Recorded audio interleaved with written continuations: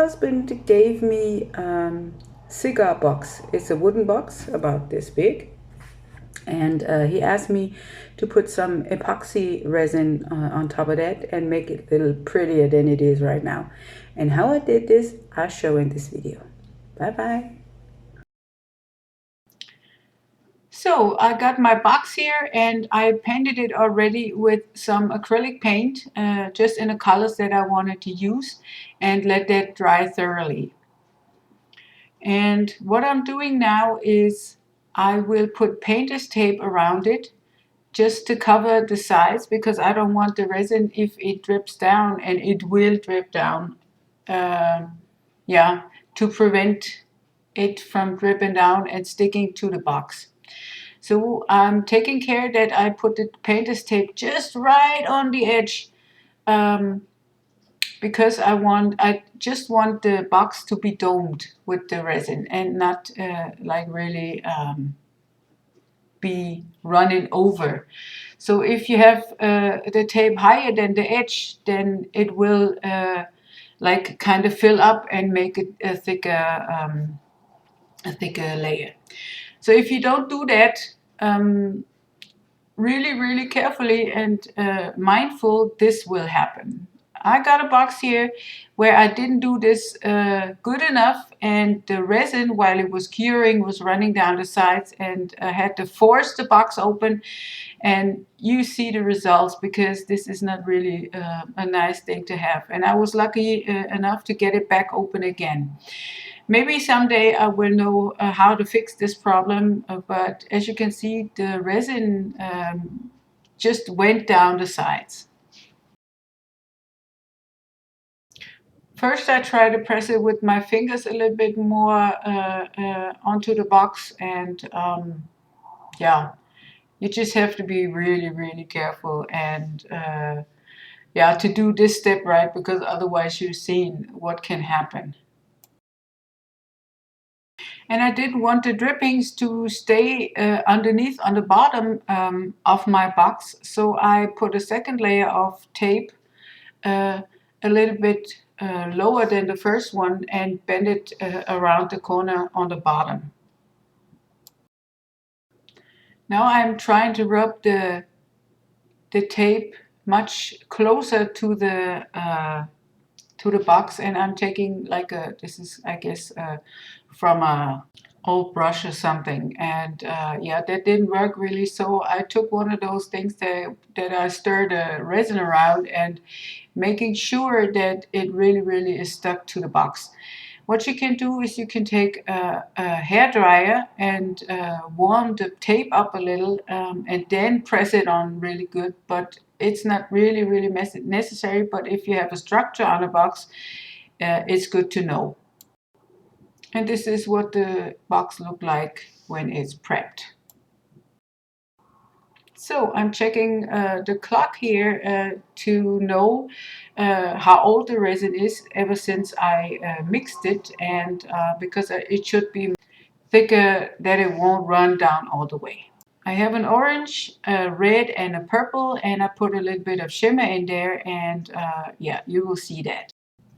I put my box on a little bit higher level, because if it runs down the sides, the resin, it will stick to the bottom as well. So what I'm doing here is I'm putting my first color down, and for the whole box I only took about 3 ounces of resin.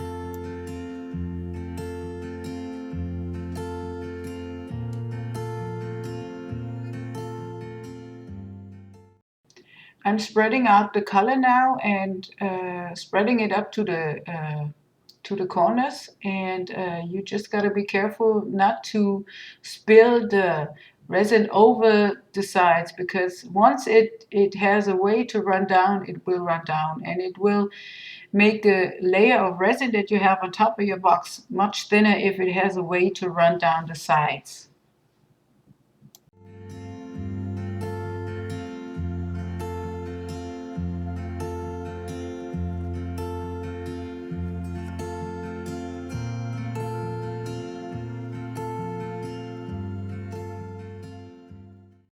Now I'm pouring onto my red color, and as you can see, the red color pushes the purple into the middle, and I probably should have left a little bit of space in between the colors. Yeah, I should have known that, but next time I will do that.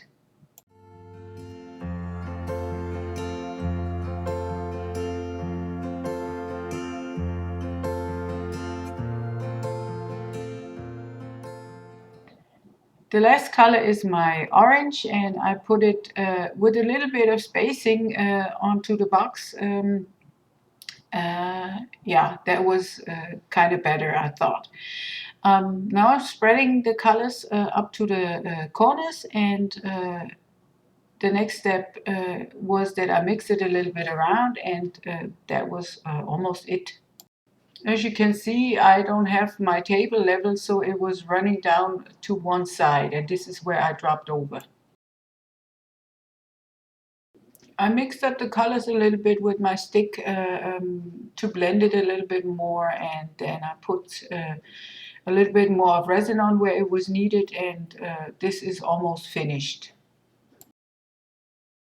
Now I spread some isopropanol alcohol on top of that, and yeah, you got to be careful, because if you thin out the resin too much, it will run down the sides also.